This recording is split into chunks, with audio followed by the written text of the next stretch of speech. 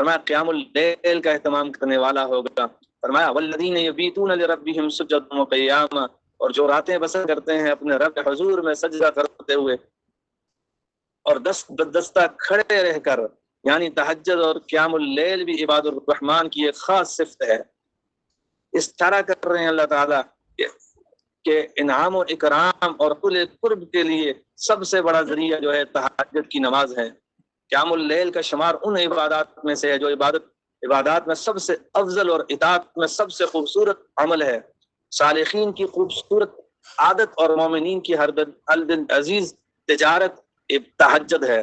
رات کے کسی گوشے میں مومن اللہ کی عبادت کے لیے اٹھتا ہے اور اللہ کے ہاں سجدہ ریز ہو کر اپنی جائز خواہشات کی تکمیل کے لیے سوال کرتا ہے، پھر گڑا کر اللہ سے اس کا فضل مانگتا ہے اور اللہ کے سامنے مناجات کرنے کے لیے جائے نماز پر جو ہے سجدہ ریز ہوتا ہے.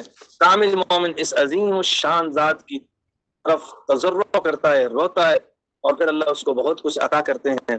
اس لیے جو عباد الرحمن بندہ ہوگا اس کی تیسری صفت یہ ہے قیام اللیل کرنے والا ہوگا. فرمایا تتجافى جنوبهم عن المضاجع يدعون ربهم خوفا وطمعا ومما رزقناهم ينفقون. ان کے پہلو اپنے بستر کو چھوڑ دیتے ہیں، وہ اپنے رب کو خوف اور امید سے پکارتے ہیں اور جو کچھ ہم نے انہیں دیا ہے اس میں سے خرچ کرتے ہیں. اسی طرح اللہ تعالیٰ نے دوسری جگہ فرمایا کہ ان المتقین فی جنات وعیون آخذین ما آتاهم ربهم انهم كانوا قبل ذلك محسنین كانوا قلیلا من اللیل ما يهجعون وبالاسحار هم یستغفرون.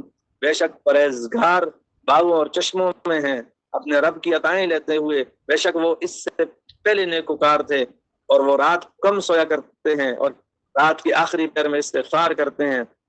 تو اس لیے حضرت ابو امامہ رضی اللہ تعالیٰ رسول اللہ صلی اللہ علیہ وسلم سے نقل کرتے ہیں قیام اللیل کیا کرو کیونکہ یہ تم سے قبل نیک لوگوں کی عادت ہے، اور قربت الہی، برائیوں کا کفارہ، گناہوں کو مٹا دینے والی چیز یہ قیام اللیل ہے. اس لیے جو عباد الرحمن بندہ ہوگا وہ رات کو اللہ کے سامنے کھڑا ہوگا، وہ رات کو تہجد میں اٹھ کر اللہ کے سامنے کھڑے ہونے والے ہوں گے اور خوب آہوزاری کرنے والے ہوں گے.